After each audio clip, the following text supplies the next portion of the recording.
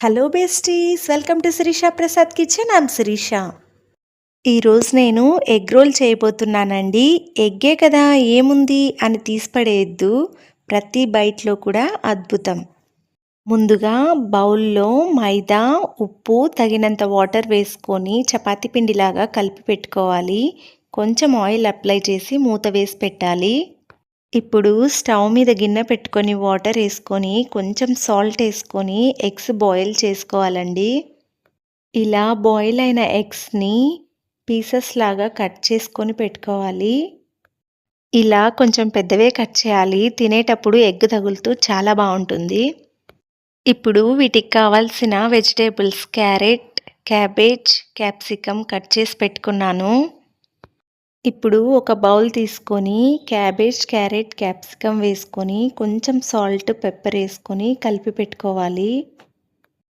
ఇప్పుడు మనము పిండి కలిపి పెట్టుకున్నాం కదా, దాంతో చపాతీల్లాగా ఒత్తి పెట్టుకోవాలి. ఇప్పుడు స్టవ్ మీద ప్యాన్ పెట్టుకొని ఆయిల్ స్ప్రే చేసి చపాతీలను మెల్లగా రెండు వైపులా కాల్చుకోవాలి. మధ్యలో ఆయిల్ వేస్తూ కాల్చుకోవాలండి. ఇప్పుడు ఒక ఎగ్ దాని మీద బ్రేక్ చేయాలి. ఇలా ఎగ్ బ్రేక్ చేసిన తర్వాత దాన్ని స్ప్రెడ్ చేసి రెండు వైపులా కాల్చుకోవాలండి. ఇలా రెండు వైపులా కాల్చుకొని పక్కకు తీసి పెట్టుకోవాలి. ఇలా చేసేటప్పుడు ఎగ్గే, స్టఫింగ్లో ఎగ్గే, అదిరిపోయింది కదూ.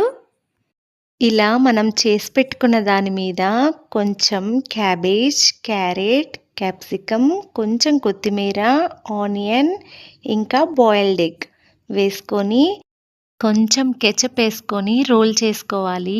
టూత్ పిన్ హెల్ప్తో రోల్ చేసుకోవాలండి, లేకుంటే స్టఫింగ్ విడిపోతుంది.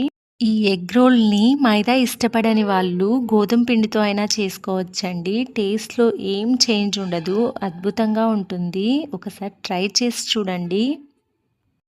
చూసారా, ఫుల్గా లోడ్ అయ్యి ఎంత బాగా వచ్చిందో. ట్రై చేస్తారు కదూ, నచ్చిందా? ట్రై చేసి ఖచ్చితంగా కమెంట్ చేయండి. అలాగే నెక్స్ట్ ఏ రెసిపీ చేయాలో కూడా కమెంట్ పెట్టండి. వీడియో నచ్చితే లైక్ చేయండి, షేర్ చేయండి, సబ్స్క్రైబ్ చేయండి. పక్కనున్న బెల్ని క్లిక్ చేయండి. అప్పుడే మేము పెట్టే ప్రతి నోటిఫికేషన్ మీ ముందుంటుంది. Thanks for watching. Bye besties.